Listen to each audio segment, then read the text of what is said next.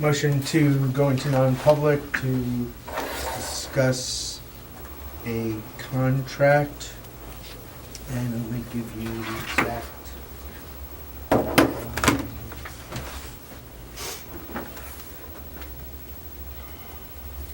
It was litigation. I think we're going to that one. Which one would you suggest? Sorry. So I think it's RSA 91A32C, matters which if discussed in public likely would adversely affect the reputation of any person other than a member of the BOE. Okay. Motion to go into non-public under RSA 91A32C. Matters which, if discussed in public, likely would affect adversely the reputation of any person other than a member of BOE unless such person requests an open meeting. In this case, it's a contractual discussion. Right, and so just to be clear, we're not doing this to badmouth anybody, we want to talk about the pros and cons of each company. So, second that, Mr. Kaufman, would you like to go into non-public? Yes, Yes, thank I would you. like to go to non-public. We are in non-public at 6:32. Okay, motion to seal the minutes. RSA 91A33.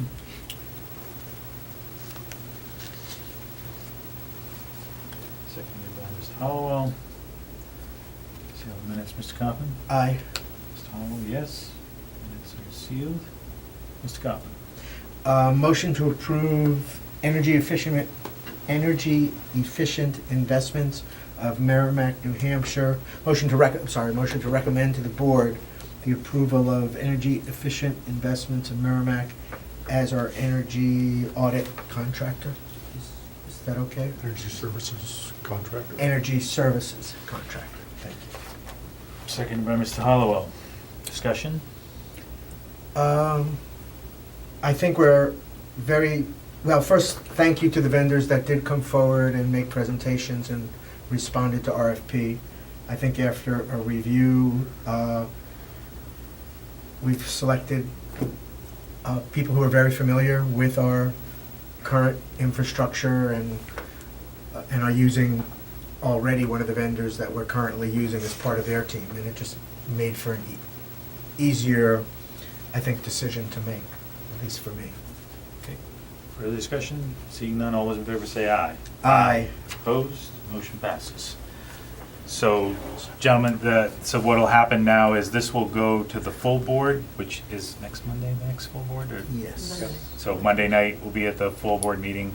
There's no necessary reason for you to be there, but we'll let you know if it passes the rest of the board. If you have any, thank you very much. Yeah, you're welcome. Well, thank you. We look forward to working with I you think it's guys. going to be a great process. Thank you Okay. very much. You're welcome. Good night. We got all set down. Oh, you're leaving us? Yeah, I think you are. We were trying to keep the agenda short, so you told me not to give him anything. No, I did not. So did Mr. Smith get his nameplate? No, Okay, checking. then he can't complain. All right, contracts? Sean. Okay, the one contract we have is a legal retainer with Attorney Clausen. As you recall, we had been using Attorney Clausen and his firm a couple of years ago, and it was just getting on the standard billing rate. And last calendar year, as of January of 2017 through December of 2017, we have a agreement in place with a monthly retainer, which he bills us and we pay on a monthly basis. And he has now put forward another offer. I mean, that was $2,750 a month, and I would suggest we did quite well on that. He was very busy. He was very busy. So now he's increasing it, Hence but the it's, new proposal. yes, but really it's only $3,250. It's lower than I expected personally. He is, suggesting he will be lead negotiator in any contracts we'd like him to, and dealing with We still have grievance. contracts that are open? Yes, we have many, many contracts that are open. Still to be negotiated. Yeah, sort of 2 in process. We've got 1, 2, 3 more coming up pretty soon. So in the next couple of months.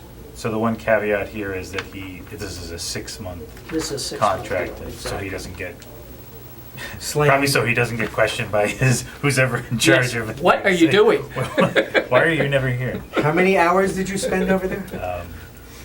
So So I have one in my question. mind, by the way, this was well worth the money. But it is intended for the calendar year, because it doesn't, it says for the next year, it doesn't say calendar year. Yeah, It's it- not a fiscal, it's No, a it's a calendar. year. January to December, It right? is, it is. Okay. Well, Move, oh, sorry. But He's got the 6-month caveat, so potentially it could, Go down? well, I mean, it basically says to reassess it in 6 months. So it's basically the $3,250 for 6 months, January of 18 through June of 18, and then reassess at that point. But it could stay the same. I mean, it could. We could have all the contracts done by June, and he won't have much to do for the rest of the year. There is an optimistic man.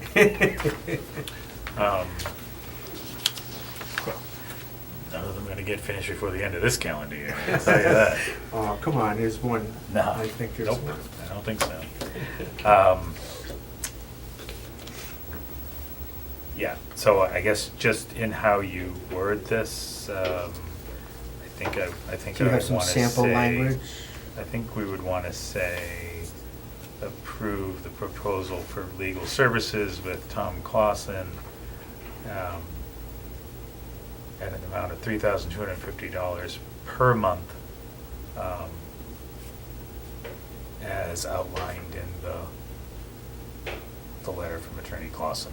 Yeah, Because of the proposed. caveat thing, I don't want to say that it's for the full year, right, because we're just saying. But it is, you could say 6 months from. Yeah, but it's confusing because it's really, he's not saying it's only for 6 months. No, he isn't. He's saying in 6 months, we're going to reevaluate, and I may just say, yeah, it's fine, we can keep going. And this caveat that we could always stop at any point, and we only owe him for the month that we just did, right, so. You want all that in the motion? Okay.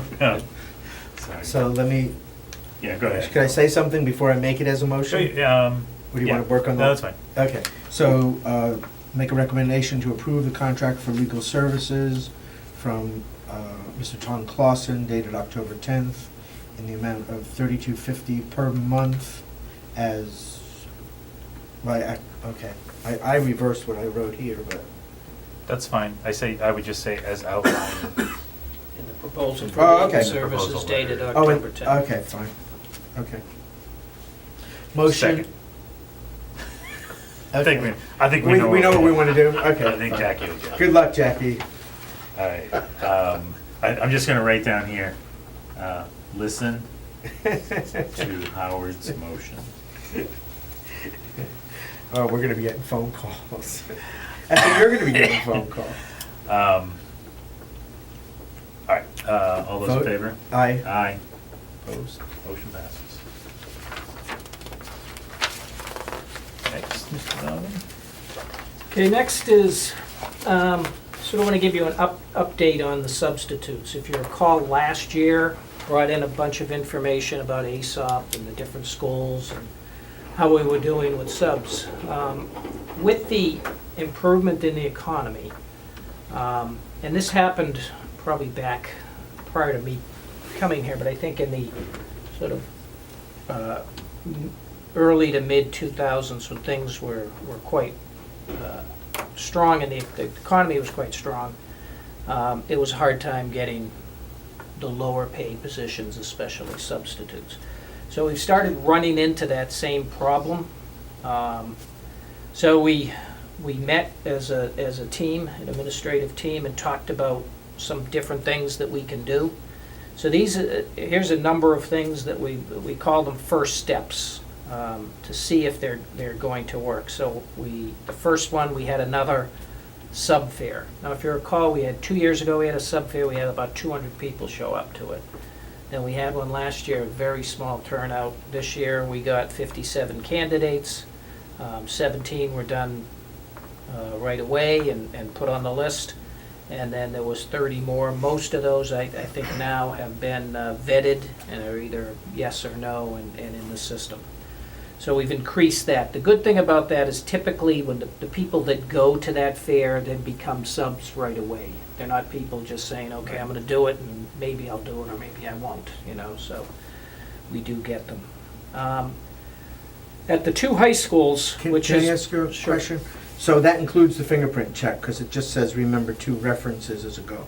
But it also includes the state Yes, they'll do background that, check. exactly. Anybody that works with the students will do that. They go through the same process as other. And at the two high schools, they've been, I think if we went back and looked at the old data, Elm Street was the one we were having the biggest problem, and then the two high schools. This year, we've had a lot of problems with high schools. So what we decided to do so far was we've added 2 permanent substitutes assigned to each high school. The North has picked those 2 people out and they are coming. So basically all that means is they show up every day at the high school and the high school finds something for them to do. With the size of our high schools, there's always at least 2 people out. So it's not like we're having them run around and making copies or anything like that. But we're paying them the substitute rate. We're just paying them the substitute rate, exactly. And they're just coming in every day. And we will offer them the health insurance because we're required to do that if this is an extended period of time. So, and that's really, when I read this, I have real problems, because, I mean, we've talked about this before. I long advocated that we can cover this exact idea where we put people into the schools on a kind of semi-permanent basis. But I think we can do this with 2 people and cover it and not have the additional expense of the health insurance. Well, we may not. Actually, they have to work for a while before we do it. It could turn into that, but it may not. They may not even want the health insurance. Well, I was also going to say, even if they work 5 days, you're looking at just over $300, and a health insurance premium could easily consume that on a monthly basis. So, Oh, sure. Yeah. But I just I mean, I love the idea of getting, consistently the same people in the building. It's good for the teachers, good for the kids, good for everybody. But I don't think we need to do it this way. I have one other question, though. Well, can I say, I'm not sure that, so if the plan is for them to be there every day, I don't think we have any choice but to offer them healthcare. Well, Because what they're I'm, full-time employees. but what I'm saying is, I don't think we need to do full-time employees. Substitutes don't necessarily want to work 5 days. They like the flexibility of having days off during the week. But That's my experience as a substitute. I'm currently substituting in Merrimack. So, I guess the only argument I push back on is, the idea is to have consistency No, for these no, positions. I'll get you there, if you give me a chance. Okay, well, if you're gonna involve more than 2 people, then you're not getting. Actually, but no, okay. because number one, you have a backup. I think if you split the week between 2 people, 3 days, 2 days, and then maybe they switch 3 days, 2 days, you're sharing, everybody's got these equal hours, they're both vested to ensure that we have coverage. The district doesn't incur the potential the city doesn't incur the expense of health benefits. I think we should have the people available within the school, but I don't think we should do it. And I can tell you from when I was a substitute teacher here in Nashua, there were times when I didn't get calls, but whenever I went in, there were people who were there every day and got calls. And I'm just concerned that I'm just cautious that this is not a means to give a relative of somebody a job with benefits.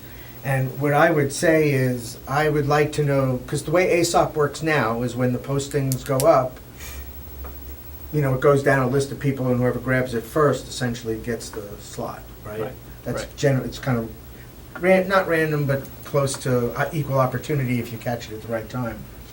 I would like to think if we're going to do this, even if it's a split 3-2 or whatever, that it be offered to the current subs that are at the high school perhaps first, because they're willing Well, to that's- go there.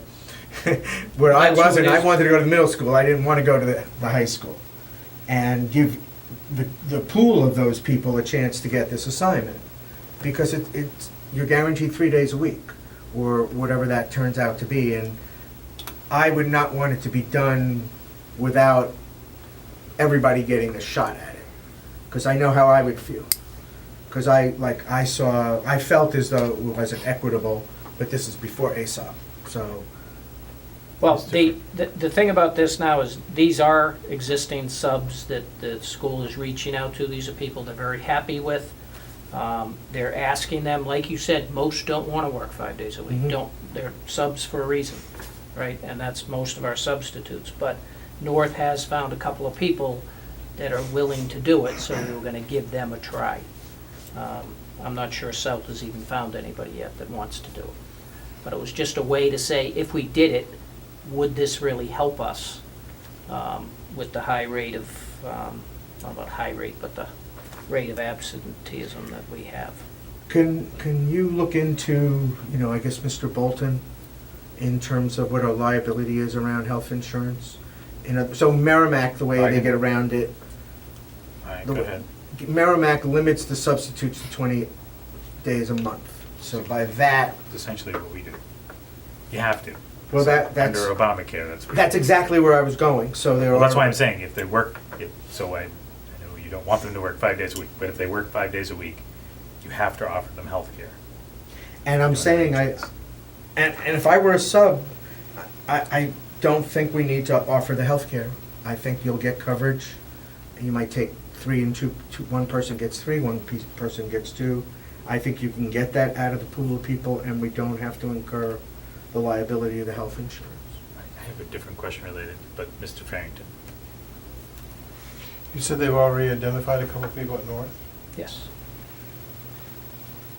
and we have contract language that talks about continuing subs. After 20 days, they revert to a different pay Yeah, schedule. but that's filling in for certified teacher. Well, what are these people going to be doing? These just subbing for different teachers at different times. Just filling- But I mean, I'm wondering if we're going to run afoul of the union because we have just elected to create a new category called a permanent sub versus a continuing sub. And has this been vetted, if you will, by? Vetted with the union. I'm not 100% sure. I mean, I'd have to check with Dana on that. But these aren't, it's not a continuing No, I understand it's not for the filling same in, and it's, teacher. Yeah. someone's out for 6 weeks or 6 months with some issue, and the person fills in for them. They're a certified teacher, they have everything, and after day 20, they get the higher rate. These people are just going from one place to Sure, another. you show up and And say, they're which not- room am I And going they're to? not certified teachers. And they're not certified teachers. They may be, some. They might be, So but they're not certified to teach math, Right, English, all the different things. You're babysitting, showing a movie, or doing a worksheet, by and large, is what we do. I guess my general question is, does the union share the administration's view as to what this is? I can check that out. So, my concern on this is, I don't know where it stands now, but when I worked with the city on their healthcare issues, I believe we were told that if we had substitutes that we ended up providing healthcare for, that you ran the risk of being required to offer healthcare to every substitute regardless of how many hours they worked. So I would certainly check that with Larry Boudreau before. I don't think that's. That's absolutely the language that we were given by the consultant. So He said, you're "Do saying not- if do you not." order it, if you offer it to 2, you have to offer it to everyone? There may have been some threshold as to how many it had to be before you broke that threshold, but there was definitely, they were very clear, make sure your substitute teachers don't go above. And they may have clarified that language that this was early on, but I think we should just make sure, because that would be a big cost if somebody were to declare that. It wouldn't be worth doing this, obviously. My question is also, what health insurance are we offering them? Like, what do they fall under? I don't know the specific plan. I'd have to ask Dana about that. Okay, because they're not teachers, right? So, Oh, the unaffiliated? Well, I They're don't all the know. same set of plans, though, right? except for those paras. Yep. Except for those paras, yes. Oh, so the subs are gonna get better health coverage than the paras, is that a potential? It sounds like it, but I'd like to know what we think the Alright. plan is. Because let's back up. Do you need us to vote on these? No. 'Cause No, this is more letting you know what we're trying to do to get subs in. Subs are a problem. So I think management is trying to, so I'm letting you know because I know it's been an issue before. It's something you probably hear about. So these are some things we're trying. So I'm just kind of letting you know. Now, those are good questions. I'll make sure, Dana has reviewed this So and she's sort of the medical person, but I'll double check with her on those So- questions. I have think the I'd like subs the answer in, from Larry Pedro. That's fine. So I guess I'm gonna push back a little here because you are agreeing to change the terms of how we pay people. So I think you do need the board to vote on this. On number 3? Well, on number 2, you're offering health insurance, which wasn't offered before. On number 3, you're changing the rate of somebody. On number 4, No, 4 we're not. It's a stipend, an additional stipend. is that in the well, contract? the stipend is the stipend that they get. Yeah. It's It's already Yes, standard. they already get that contract, yes. So all right, I don't want to jump too far, so When we these didn't get to are- 3 yet, but I have a question about. All right, well, why don't I give you reasons why we're doing some of these things? Number 3. Number 3 we pay $9.68 an hour or something for a para sub, okay? We have our special programs. We can't get anybody that wants to come in and deal. It's very difficult to deal with a lot of those needs that those children have. What's been happening is no one's coming in to take those roles. The paras are out. The kids are acting up because they have fewer people. If you need 5 people in the staff and you only got 3, the kids are acting up. The staff's getting very frustrated. The kids aren't responding like they should. This was a special, Chris Breen said, I gotta do something to get these people in. So we said, let's bump the rate up and see if people will, I'm not sure it's gonna work. It's only $1.40 more an hour, but maybe it will. And it was just a way to say, let's put it out there and let's see if we can get more people to get into these special programs. So are these the para educators that work with the students with disabilities? Yes. Or is it the para educators that are the instructional paras? No, these are just the special needs paras. So how does the I'm not familiar with the para contract, so does the para contract make a distinction between those 2 roles? No, Yeah. the Well, yes, it does. right? para contract does not have in it what you pay a sub. Oh, I thought you were talking about the, Yeah, This this is doesn't what say- this is what we're paying the substitutes. We pay the substitutes, it's nothing to do with any contract. Okay. Now, we're not gonna pay a substitute more than we pay a para, obviously, but, But are you creating, we like to talk about equity, so if you're increasing the rate here for these subs, why is there no rate increase for the other subs? well, I think because the argument Chris Breen is making is trying to get a substitute as a paraeducator to work with a special ed child on a particular day is particularly challenging. yes. Like, I think that rate I was turn them pretty down. low. I've offered them all the time, I don't Right. take them. No one will take them. Well, I wouldn't say no one. You used to be offered them all the time? In Merrimack, I said I was Oh, okay. substituting in Yeah, Merrimack, I didn't so know. those come through once or every couple of weeks. But I turn them, if it was an instructional para, I would consider it, but I know I don't have the skills necessary to work with the special education kids. So,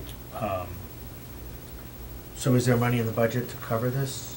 This would be covered, yeah, because if no one's taking the spots, Oh, so you we have, have yeah, the that's just same, sitting same there. bucket of money. Gotcha. Because keep in mind, we're having a hard time getting subs, so the sub line probably has Extra money in it. extra going money on. in it, so that's where, can we back up to the 2 high school one? yep, I guess I can only understand this from one aspect, which is it gives them consistency. They basically don't have to go and look for the first 2 subs, right. right? Is that the goal? Because I don't see No, any the- other goal. Well, the goal is that every single day, they don't get close to filling the number of subs that they need. So ASOP's still out there, ASOP will fill whatever it can, but there's always at least 5 or 6 or 7 or 8 openings up there, maybe Right. more than that, I haven't done the math on it. So this would be people just to plug in so that they don't have as many open classrooms. But I mean, I thought you even had talked about this last year when we were talking about subs. You talked about, well, can you get a sub that shows up at a school every day? I think we were talking about Elm Street, and that's sort of their preferred sub. They show up every day. Now, if they don't show up one day, they can take days off just like anybody else. But they show up every day. They don't have to go in and pick a specific teacher or para that they're subbing for. They're just gonna show up, and the principal is gonna, the assistant principal is gonna decide where they need it the most. You know, I like the premise. I absolutely like the premise. But if you're suggesting that the high school has, I don't know, you could tell this from the ASOP report, right? What your average is per day? Yep. What's the average need in north and south on each? two. It's many more than, yeah, I mean, it's probably 20. Okay, so 30. what I'm trying to say is, one of the things as a substitute, what you want is stability. I can predict my week. If I know you're gonna give me 3 days every week, I'll give you those 3 days, I'll write them down, and you've got them. So if you're in need of 10, which is less than your 20, can you, and the statistics people, what kind of coverage, your minimum is. So what I'm suggesting is you can maybe do this for maybe 5 or 7 people. Maybe it could. And I think. This was a start to see how it works. That's what the But what I'm intent was. saying is you're really throwing a bone, not to just 2 people. You're throwing a bone to 20 people if you give the 3 and the 2 and you rotate off weeks. Everybody's getting a fair shake on the hours, which I think is gonna be important to them. And they know that they can get 3 days or 2 days a week. And I think we should, That's not a bad idea, but I think this was a start to see if it even works. I don't want to have 10 people, I don't want to promise anything to 10 people, see if this even, I want to see how it works. And you want to start with a small amount of people. but I think throwing in the health insurance as a prize is a Well, mistake. the health insurance isn't a prize, the health insurance is the law, is my understanding of why Well, that's So there. you're required to offer them single-person health insurance, right? So that, I guess I don't have a big problem. This doesn't come out of our operating budget. But it's still the taxpayers' money. Can I have the floor, Howard? Sorry.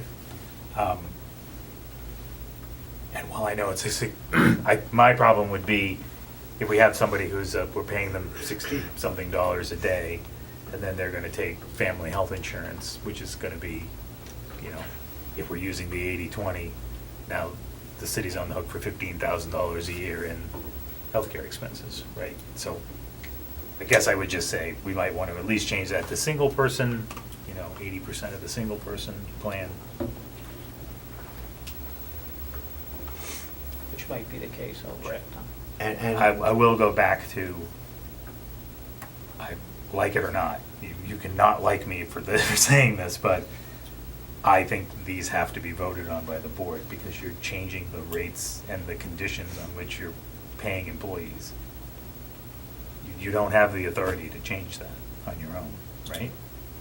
Well, I I mean, mean, could for a sub, You couldn't change the rate that we're paying substitutes without coming to us so and Jamal asking. couldn't take a non-union person and give him $1 an hour raise without getting approved by the board? If they're not a director or something, I think he can. I don't, We approved a salary and then we no, approve you everybody's approve raises. I know you do, but I'm just, there's been times when there's been adjustments to rates, and maybe it goes through HR, I don't know. But I just find it kind of interesting that the group that sat around the room, no one in the room, and I mean, Dana's the HR person, no one in the room said, oh, we have to bring this to the board. I'm bringing it to the board to, share it with you and stuff. I'm not, I didn't think you need to approve every single Is this a form of don't shoot the messenger? No, I disagree with you, is what I'm saying. You know, I can't think of it, maybe there have been times, I can't think of a time where somebody's pay has been adjusted that it hasn't gone through the board. well, We I vote get that. we vote every year on what the rate will be for substitutes, right? So Well, even in that, if it changes, you do, you don't vote but if it on doesn't change, then Right, obviously our last position is the same, right? yeah, but this is just a specific piece, a set of the substitutes. It's in the same, I'm telling you that it's budgeted You for in came a to us when line. you wanted to change the rate of pay of the crossing guards. So why, this is the Well, same? the crossing guards are usually done as a group with the whole non-affiliateds. Yeah, That's what, when we do, So your- we so your typically ask for argument- pay raises in groups, and the board approves the group pay rate. okay, so your argument is because we're only changing the rates on a subset of people that A we very don't small get- subset of people, and it's covered under the substitute line rate. It's not an individual person. We're not increasing any individual person's rate here. We're just increasing the, the line item is already budget. I'm not increasing the budget by doing this, is my response to that, I guess. So if I'm not increasing the budget, then why do you have to improve it? You know, and if you guys want to, that's fine. I mean, I'm not gonna,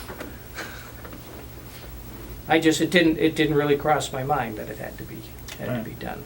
And I usually bring things, I'd rather bring them and have you say, well, you don't have to bring it, than the other way around. Mhm. I'm the opposite of sort of, what's Sean's line? I'd rather ask for Forgiveness? forgiveness. Yeah. I'd rather let you know.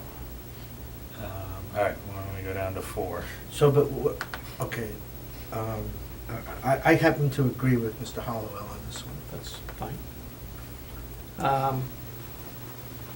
So, right now, preschool paras work 4 days a week, they don't work 5.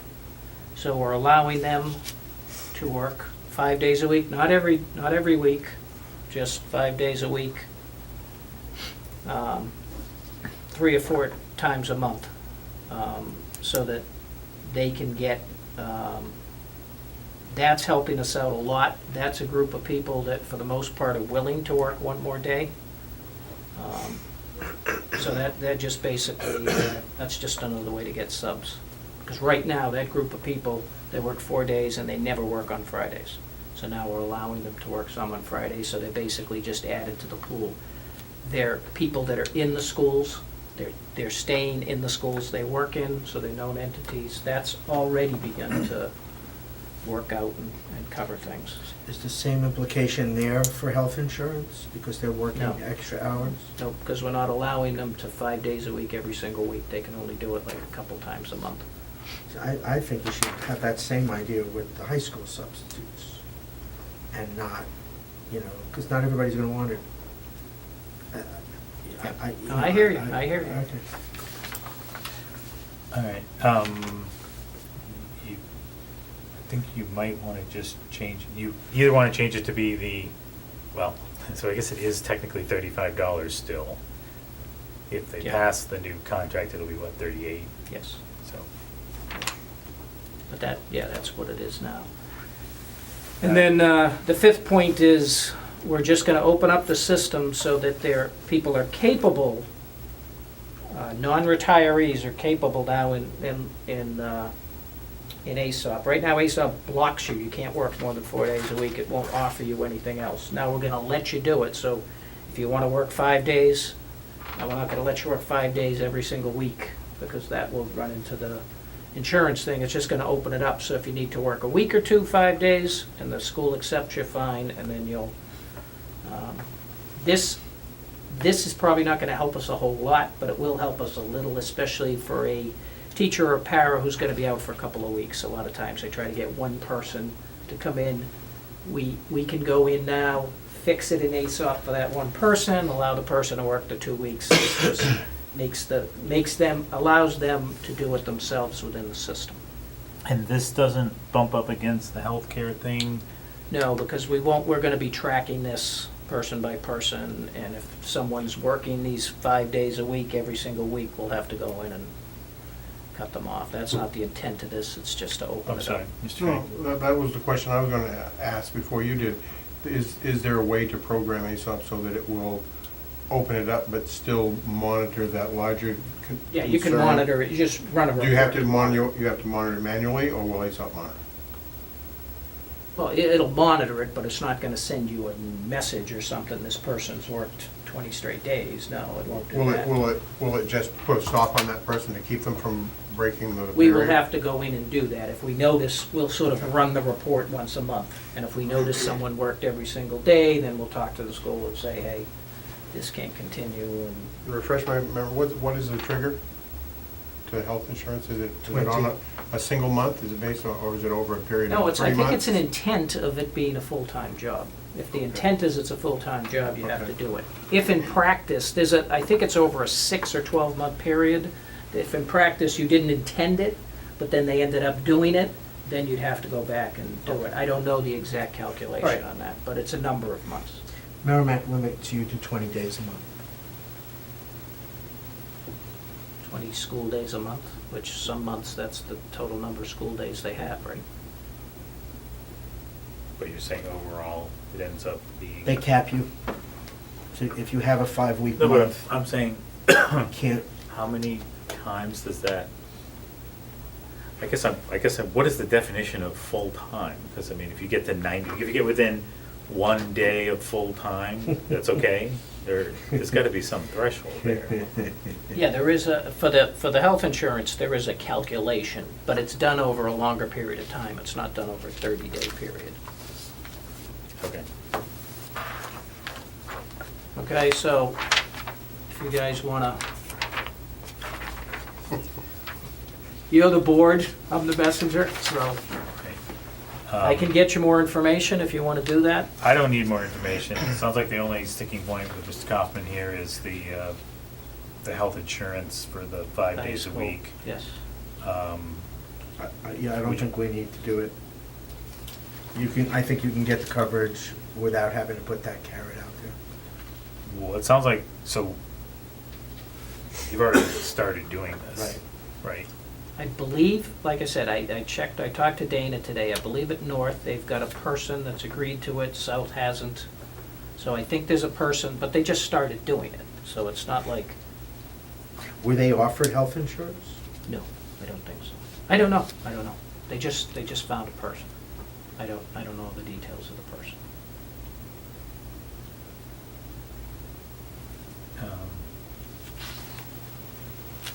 Well, I'm okay if it was changed to single health coverage.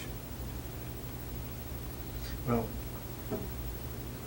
we're changing the terms of how we deal with this class of people. And I think the full board should be aware, and I think we need a Well, legal so I opinion. have no problem. My intention is for us to Bring it vote to forward. move it to the full board.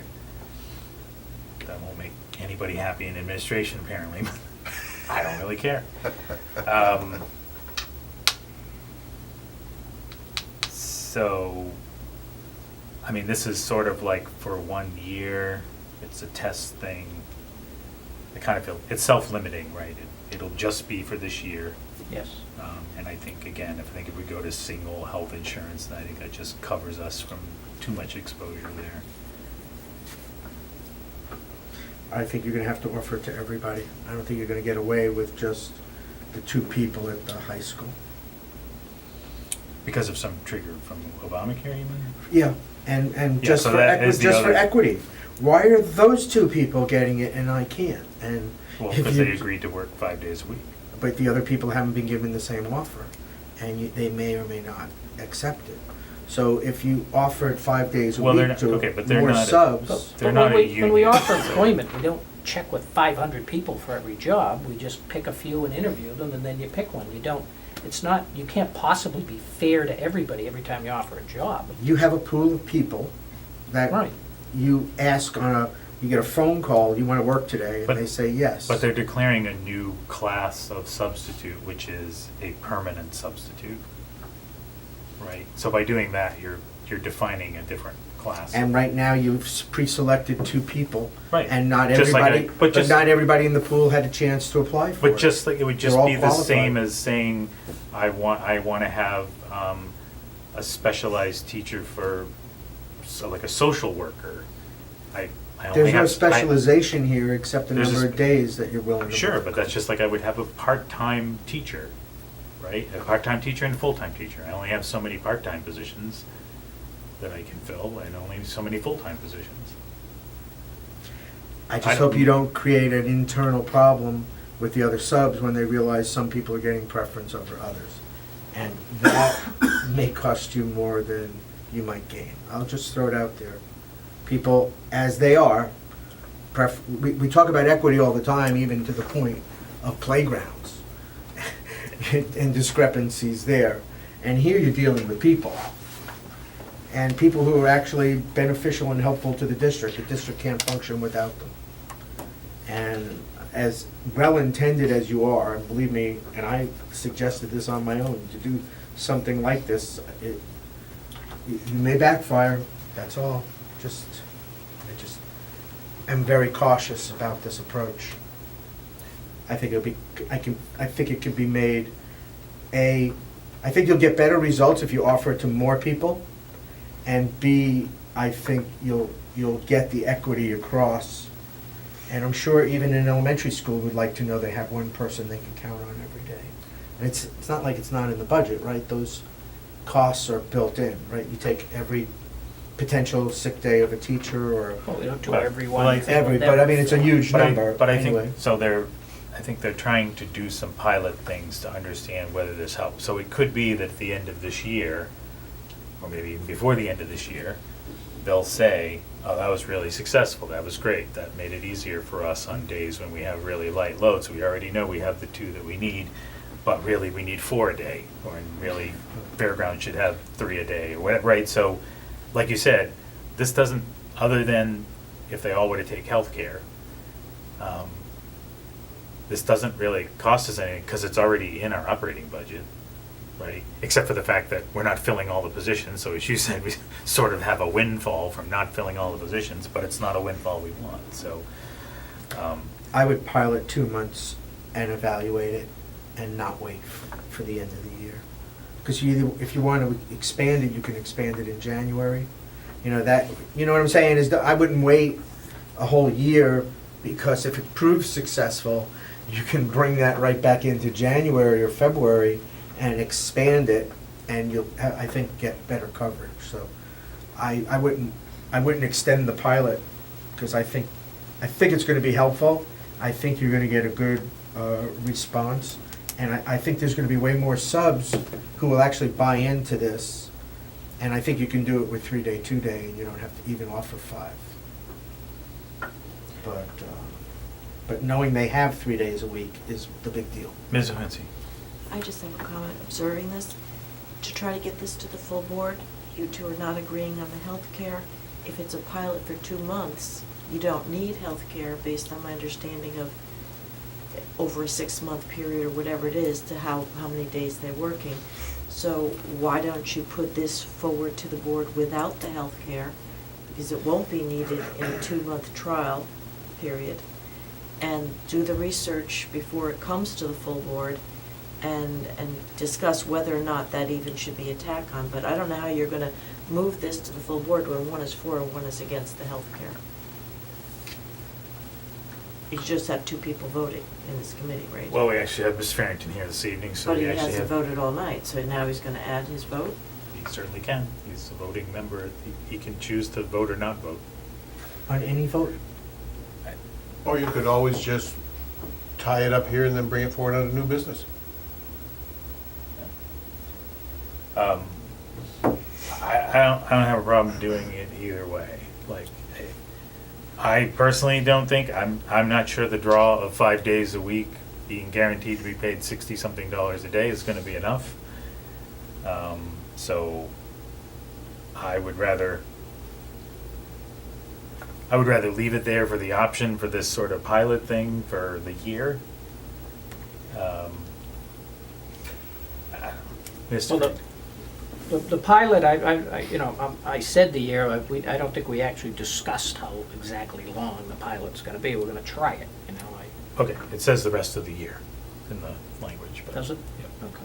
Well, that's what I was going to say. I mean, I would hope that the administration, a month or so in, if it turns out to be a total disaster, would turn away and go in another direction, not feel obligated to run through the end of the Yeah. year with it. Yeah.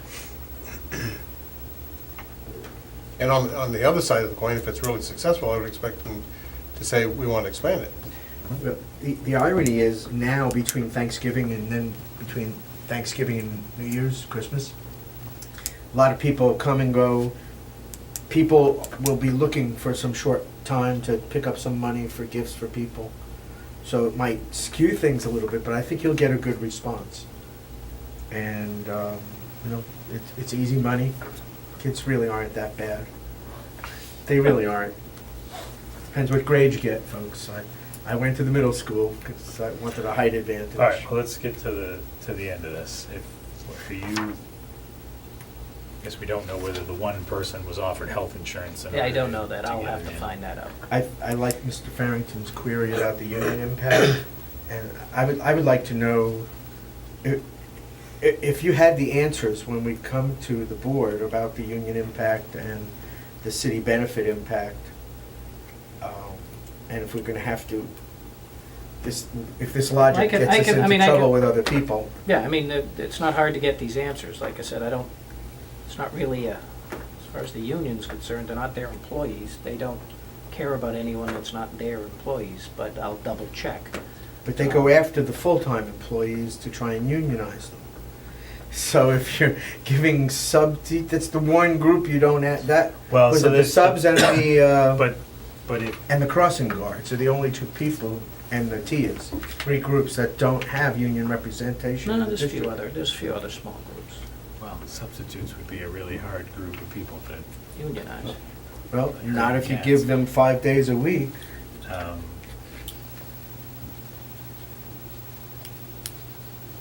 Boy, that would wreck us. I don't think we'll do that. I'm fine with moving it to the full board the way it is. And then if we find out information, meeting, we can make an amendment. Fine. All right. And I'll get your answers for you. Can I also, so the one thing that I remember from the report that we had this thing where you could check a box and say, stop calling me for a while or something. I forget Yes. what it was. The sub can still do that, yes. Okay, we should make them not be able to do that, or that there should be some timeout for when that reverts back to calling them again. To get rid of the phone call? So they have to get a phone call? Not all, but, so maybe so I don't know whether ASAP would allow it, but a way to say, don't call me, but that expires in 30 days. Yeah, Because I think what happens is, they turn it off, and they don't get called, right? So they're not being pestered to come in, so they don't feel any guilt to come in, right? It's nice and easy. They only come in when they want to come in. But now we've got somebody sort of, that we're trying, that's in our list, but they're not real substitutes to us, right? Because we lose the sort of spur of the moment where they decide, all right, I'll do it today. It seemed like there was a significant number of people that had turned it off. Yes, no, I think there is a significant, because they like the idea, they want to work 2 or 3 days a week, they get on the computer, they pick their 2 or 3 days a week, and then they don't want to get bothered, because on Fridays, they don't want to get up and get a phone call. So, I'm not sure, if I'm a sub, I'm not sure I'm going to like that. Tough luck, you get a phone call every Friday whether you want it or not. Then I might say, well, It's user selectable in ASAP. And in fact, when the phone call comes in the morning, it says, it specifically says, do you want to receive any more today or not? Right. It's very good in that regard, where you can turn it off once you've accepted a call or not. Something to look at. So if you have a motion, I'll second it. Move to approve the strategies for increasing substitutes in the memo dated November 1st, 2017. Second. Discussion? All those in favor say aye. Aye. Motion passes.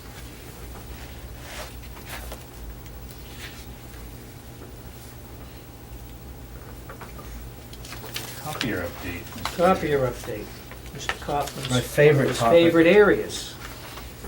So we had our annual review with SPC, and they basically, they give us this whole report, gives us status of all our machines. We found that when we brought the new machines in, they weren't all brand new because we didn't have enough capital to do that. Some were brand new, some weren't. A bunch of the ones that weren't were these, they were 950 or 951s, which are 95 page per minute machines. The used ones of those that were brought in, we've had significant number of issues with them at certain schools. We actually have one of those in the back room here. There are certain people that won't go near it, and there are certain people that love it. Someone, let's say, like Tara. Tara's very good with machines. She's got a skill about that. She's very good. Judy, my secretary, is tremendous. Don't name the ones that won't go there. No, I won't. I'm just naming the ones those are two that like it. And so basically, the point I'm trying to make with that is it's being used by a few people that let's call skilled users. A few skilled users, that's what that machine is built for, okay? It's a production environment where the person that is used, that's my machine and I work that all the time. So in certain areas, it's worked out quite well, and it is, 95 pages per minute, it's pretty fast. And Tara, for example, says, I can do so much more on that than I can on the 50 page per minute. But at some of the schools where you've got huge, let's say at that North High School, for example, lots of different users using it lots of different ways. It gets jammed a lot, it's down, we've had lots of problems with it. So in our agreement that we have with Konica Minolta, we have a warranty thing, whereas if it's breaking down a certain amount of time, we can call upon this warranty and say, we want to trade out that machine for another machine. The other machine has to be newer and have less copies on it than the machine we're trading out. So working with Konica and SPC, we pulled together all the stats. There are we created a list of probably about 30 machines. Of that list, we're going to trade out 11 of the machines. Some of them are places where the 950 is just too big a machine. We don't need that big a machine. People don't use it. And some of them, they still have decent amount of usage, but we're going to use there's a 75 page per minute machine that we're going to trade out. It's a lot easier. It's a lot smaller. I don't know if you've probably used the one up here. It just moves quicker, it's easier, it's simpler. It does what a lot of people want a copy machine to do, which is to make a copy. They don't need it to collate, they don't need it to staple, they don't need it to do all these other things. So basically, it's going to be later this week, we're going to trade out 7 of the machines that want the 75 page, and then probably the following week or the week after, we're going to trade out the 50 page ones that can use the smaller. We've contacted all the schools, and so hopefully, let's say by Christmas at least, we'll have them all. We have to do a little bit of electrical work, so we had to get our electricians come in and do some of the work. So that's sort of an update on the machines themselves.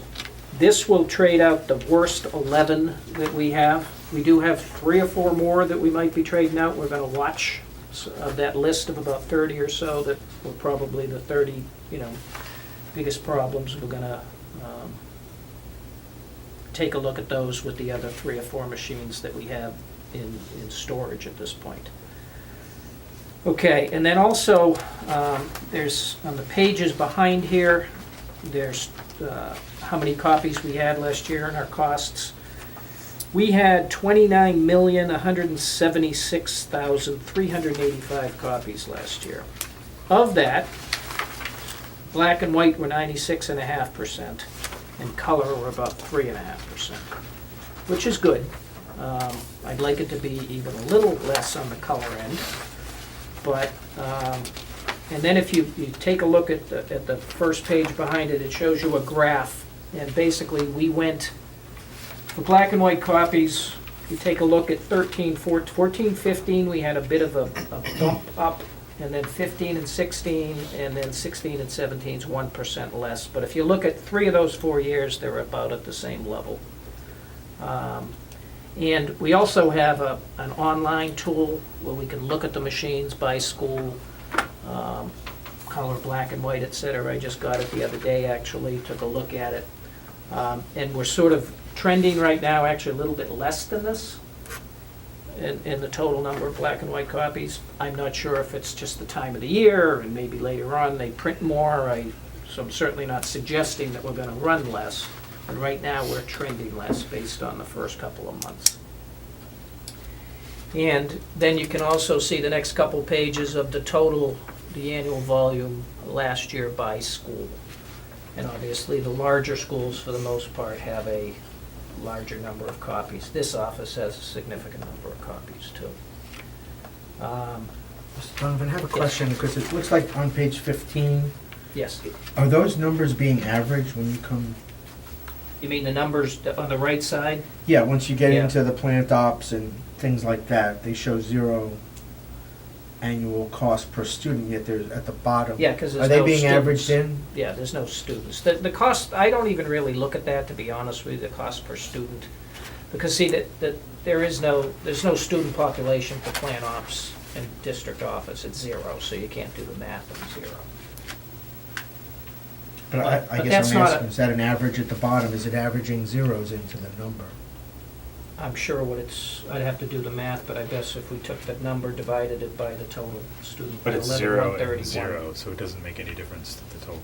Oh, okay, there's no students. You're dividing it by the number of students, not. Gotcha. And the total is sure the 28,166 divided by the 11,131. Okay, that's where that's, 29,89. okay, thank you. Okay, and then the color, as you can see, there was an increase from 16, 17 to 15, 16. There were a couple of schools that had and they were elementary schools that had a fairly high number. I've already talked to those principals because I got the final bill probably in July sometime, and I took a look and I said, hey, what's going on here? One of those schools has really made a huge turnaround. They're probably, when I looked at where they are today, they have fewer copies than anybody. The other school is still copying more color than, they're doing better than they did last year. I'm not going to call those schools out at this point, but because if we're seeing improvement, there's no reason to punish those that improve. It seems like Title I schools You're a are- gentle but firm ruler. Yes. But Title I schools have significantly more than non-Title I schools in the color. I didn't look at it that way, but it's, There seems to be a pattern. Well done.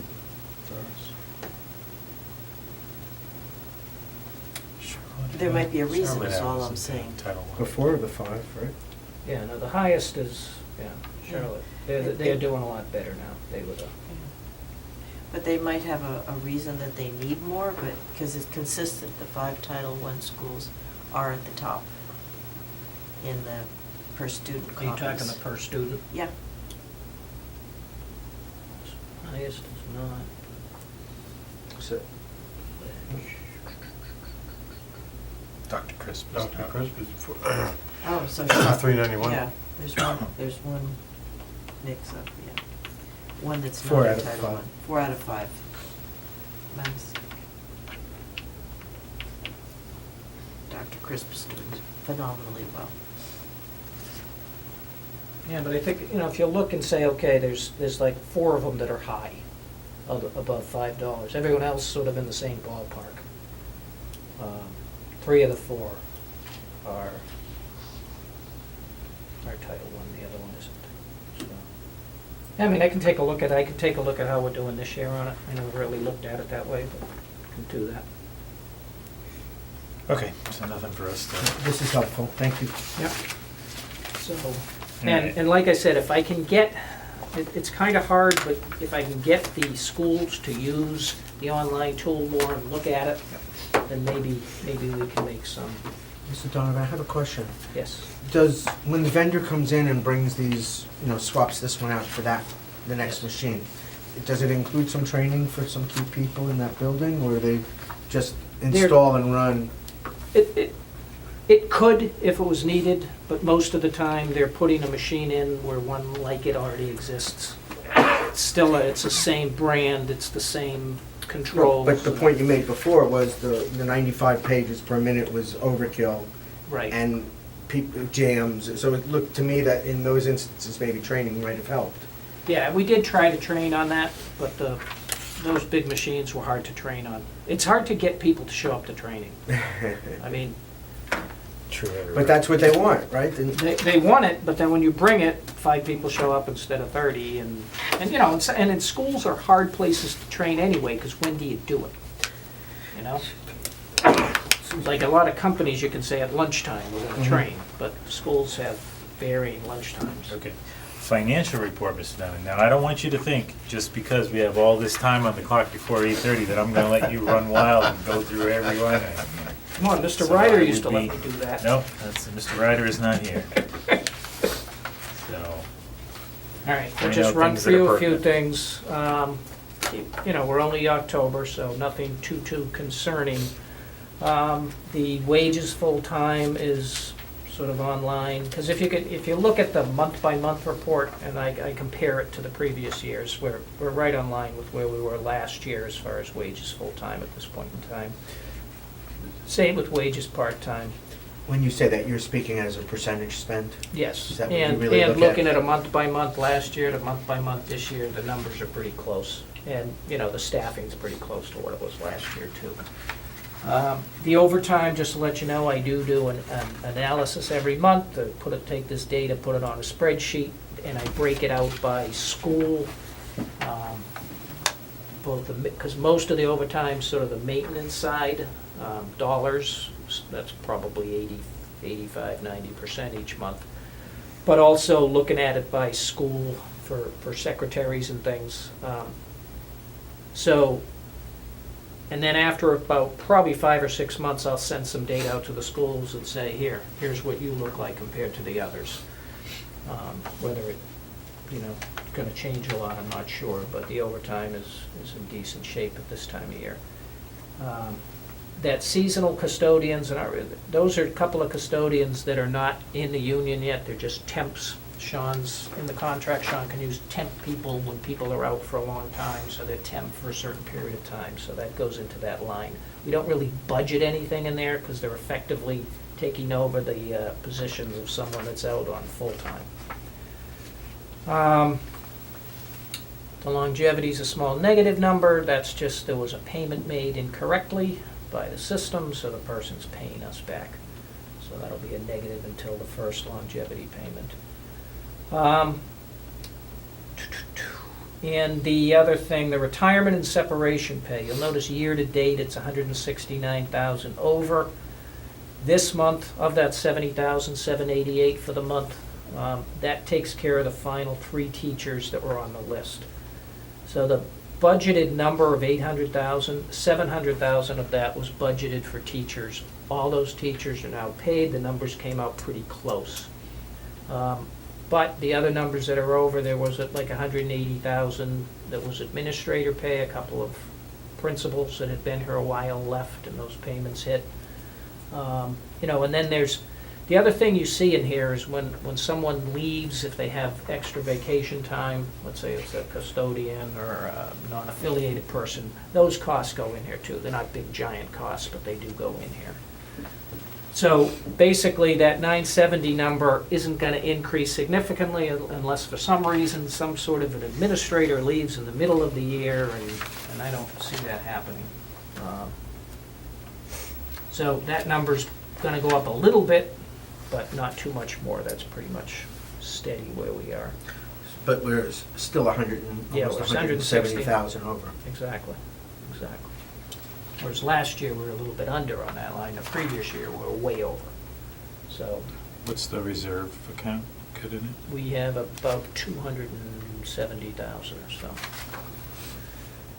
Okay, and then benefits, that's all just mostly from the city accruals. There's not much in the professional technical services at this point yet. Property services, the electric, gas, and water. Took a look at where we were at this time last year, we're pretty close, we're slightly ahead, a little more on electricity. The others are within a couple thousand of where we were last year, so What about the phone, since now we have a new phone system and everything? we will get there soon. Oh, I'm sorry. Okay, it's all right. Okay, and then the rest on page 2, the rest of the property services, the rentals, you'll notice 54899 is high for this month, but that was catching up with Brentwood. They sent their first quarter costs that we pay as part of the lease, and we paid 3 months all at once. So that was pretty much a catch-up on Brentwood. The other services, telephone, to your question. This has been running, actually, it's slightly higher than it was last year at this point. I did send an email to Rick and said, okay, we just finished. Mr. Farrington will be thrilled.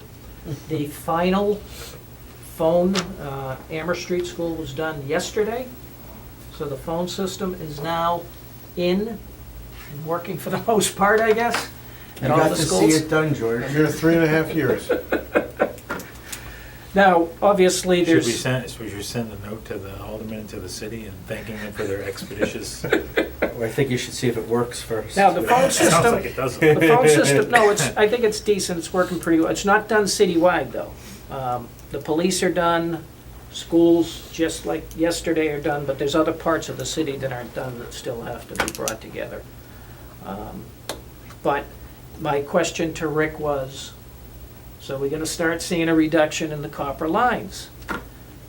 And he answered like a politician. I can't remember the exact term, but I responded, I said, you Never get sound like a straight- Could politician. never get a straight answer out of him. Yes, when am I gonna start seeing the savings? And he said I think he said something like it's on my list. I said, well, that's great. Well, what does that mean? What does he have to do to make it so we're not using Yeah, I think he has to account call line? up and cancel the line. Well, is it I doesn't think all he sound has too to do. complicated. No, Should we I send don't. him a note? Actually, Well, you know, the Finance scheme is like committee. 3.5 years. The finance committee would like you to get on this. Yeah, you can if tell you him. rip out the copper, you probably pick up some extra coin Ah, when you... And the copper probably has some value, right? That's right, that's what he's saying. So, yes, so hopefully in the next couple of months, we'll begin to see some of these lines go down, and I'm hoping that especially you're gonna see over the last 6 months of the year, we should see a reduction in our So phones. how many phone lines do we have? What do we have? Well, I don't know. 2,000 or... I honestly don't know that. I don't know the answer to that question. And each is worth $30 or something? Yeah, I mean, they're different. Some are different types. Like some might be an emergency line. That's not. I don't know if there's an actual same cost per line.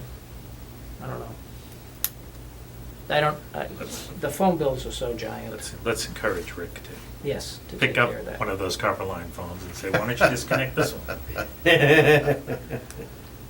Okay, and then we slide down through the rest of the other services. You see the big things at the bottom, the regular transportation, sped transportation, those costs are coming in. We're gonna be doing a spreadsheet on that with transportation this year too, so I have a better sense of where we are, especially with the out-of-district. So we're gonna sort of summarize it. One thing about this system was we summarize the transportation so much that now we sort of have to take that data out and break it into a little more detail so I get a better sense. But it shouldn't be that hard to do. I have a question, sorry. So Bob, Mr. Holloway, you've spoken about this in the past. Where are, for me, my benefit, where are we in the bus contract? I was just gonna say. I think we have the rest of this year and then we have another year. So, okay. So we should, So but we we'll should, probably start thinking about looking at that in the spring. And that becomes an RFP, is that what, If is that's that the what way you're we- suggesting? Well, I if mean, that's is the that way what we you choose- typically do? That's what we typically do. Now, I think the RFP, in a sense, cost us a little bit last time. We could have extended what we had at a 3% increase for a couple of years. We went out for an RFP and then we went up with the 5% increase. but we haven't asked that question yet. No, we haven't. No, there's no. We haven't. So there are options within the existing contract that We could consider. extend an existing contract, we don't necessarily go have to out go for an again. RFP. We really, we're keeping our eye on the waters to see what's out there, because there has been consolidation in the business. We did go at a bad time last time, we weren't aware of it, but there were one company in Mass went bankrupt, so one of the large local firms ran down there, took over all the buses, said, hey, I can't bid on you guys, I'm down taking care of where this guy went out. That happened, and one of the other larger regional ones, he came to all the meetings and things and decided not to bid. And I'm not sure why, but, so we're working with Dave, and, he knows a lot of the bus people, and it's just get a sense out there, is it better to do one than the other? Yeah, and we'd also talked about exploring the possibility of, God help us, having our own, leasing our own buses and hiring our own drivers. Yeah. Yeah, I know you'd be excited. I'd rather not do that personally. But I feel like You think substitute It teachers might- are tough? it might be, Yes. it might be useful to at least understand what those costs would be. Yeah, no, I wouldn't mind at all. I mean, I don't know whether anybody around here does that. No, but we did, one of the big ones that bid on the job said buy your own buses. Yeah. Because that was buy your own buses, you pay for the buses, you own them, we'll manage it. But they suggested a 10-year bonding for a 5-year contract, which, Yeah. But the buses last more than that. oh, yeah, no, But I they understand, but also- I mean, the contract would have expired. We still owed another 5 years, and they were natural gas buses, Yes, as I they were. recall. That's, which I found kind of interesting, because there wasn't a lot of use of that kind of bus in this environment. Where would you fill it up? Right here in the city of Nashua. Yeah. At the police station, there's two of them, right? There's one at the Compressed police natural gas, station. Yeah, but is there enough for 80 buses every? You could have it. We'll You get could have another it, tank you just have to delivered. get it delivered. right? Yeah, It'd be yeah, cheaper. Oh, they'll just pull up a portable tank? I'm guessing that's why they did it. Because I think there was also, I don't know, there still is, but there was a rebate Ah. on those buses because they were trying to promote them as a solution over gas. yeah, well, it'll be interesting if, to talk to them, to say, hey, did anyone take advantage of that opportunity? And if you bought your own fleet, you might be able to work out with a deal with the city where you could park them over Birch Street. They got plenty of land. over there. And we could hire combination bus drivers / substitute teachers. So they drive the bus to the school and they park it and they go be a substitute teacher there. I'm telling you that I think we should work on this. Just came to me. Leave the buses on site, you don't have to Exactly. transport 'em. You guys are full of great ideas. Okay. And Well, then, so just while we're on that topic, yep, the driver is to the number of buses we need is the high school, correct? say that again? The number of buses we need, Yeah. right, is driven by the number of students we need to move around in high Yes. school, Yes, right? yeah, So, because that's the first tier, so, right, because we adjust the other two based on that. right. So I think there was some discussion at some point about if you shifted times at the high schools, you could reduce that Yes, there was. maximum load. 45 minutes to an hour, if I recall, you had to Yes. shift it, split the two start times to make it work. Yeah. Yep. But it could be a significant savings, right, because that's driving. all- But it creates a problem, it gives you staggered start times so that you don't have because we have kids commuting between the two schools or programs, that Right. the schedules don't line up. Yeah, but you I'm could sorry. make them line up. Oh, yeah, Right, okay. I mean, yes, You there's a could- lot you of could work. You could move E-block, But around. if it's $1 to million, stagger, then yeah. it's worth it. Well, think if you said to the kids in a high school, how would you like to come in at 9:30 instead of 7:30? They would love it. They'll sign up, they'll pay you for that slot. Right, well, you could even do like, south would be early for the first half of the year and north would be early for the second, you know. you could Or do every other year, or. Every other whatever. year I could see that. Then you've Parents got- would go Anyway, crazy. it's if one you of those changed things the that I feel like we wake-up could times. do a back of the envelope calculation as to what the savings would be. And then we could all sit around here and go, nah, it's probably not worth it. But Oh, yeah, you we got should the probably at the least have sports one. kids, the job kids, I mean, it's a big deal. Is it doable? Yes. Is it practical? I don't know. All right. I don't want to make that call. Can I ask just one more thing on that? Are they having, because of the improved economy, are they having more difficulty in hiring drivers? Yes, around here, I mean, we have a number of drivers. Fitchburg, Mass. is a great place to find a bus driver. Not 100% sure why, but a bunch of our drivers are from Fitchburg. Really? Yeah. So that's how we filled in our needs through First Students Terminal. So it's First Students Yeah. employees, and they shipped them up from Fitchburg. Start the year, I Do think they we had bus them 4 or in? 5. No, they drive up, they get extra Okay. money for driving, Okay. they like it. Yeah, okay. It's just more driving and they get more money. And it's been, they're a solid group of people. In that place, they have more than enough drivers.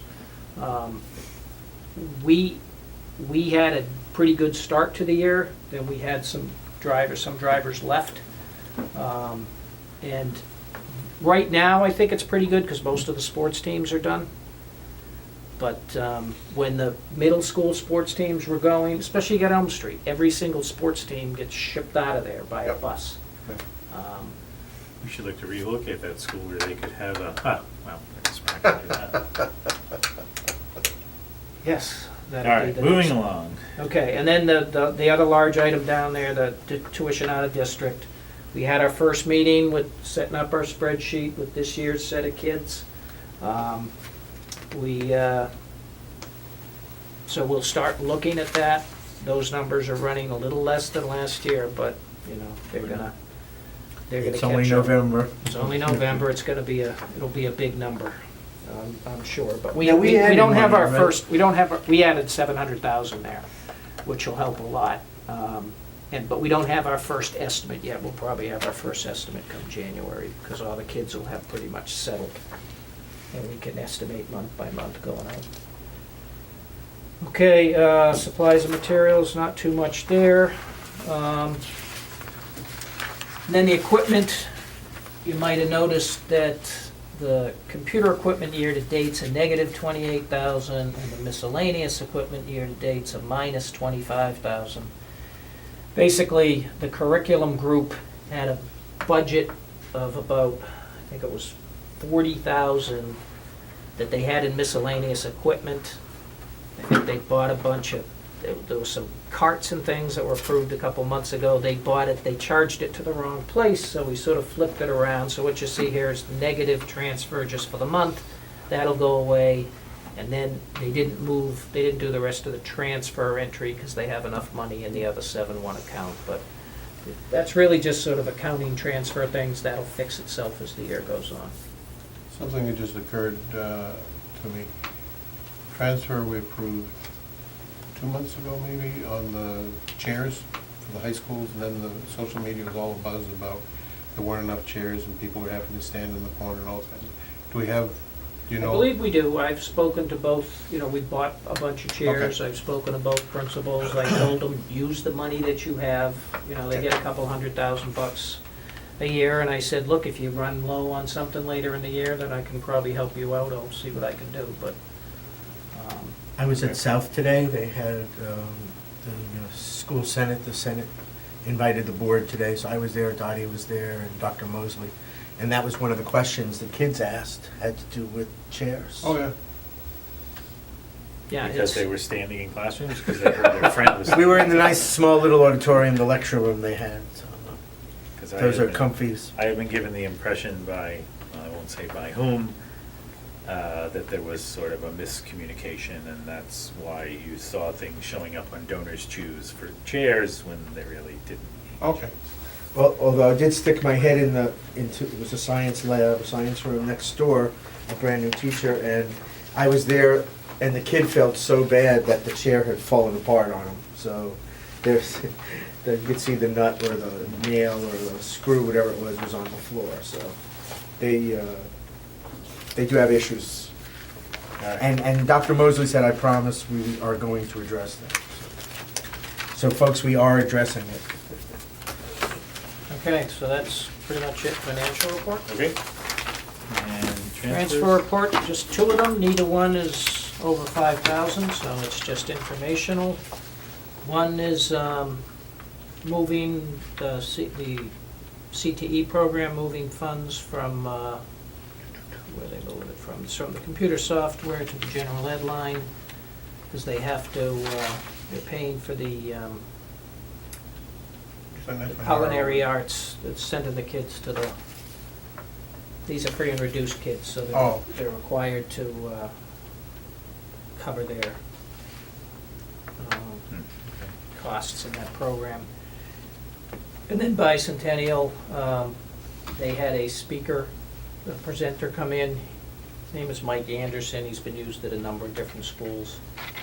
And so they didn't have enough money in the professional development, so they took it from professional development, put it to contract service vendor. In a sense, it's kind of the same thing. It's just, we're gonna charge it to contract services, they put it in professional development, but it's a professional development outside speaker, so, just to fix their books. Move to accept and place on file the FY 18 October financial and transfer report. Second? Mr. Kaufman, all those in favor say aye. Aye. Opposed, motion passes. Any other business before the committee? For me. Seeing none, Mr. Kaufman. Motion to adjourn, 8:10 PM. Adjourn. Seconded by Mr. Hollowell, adjourned at 8:10 PM. Thank you.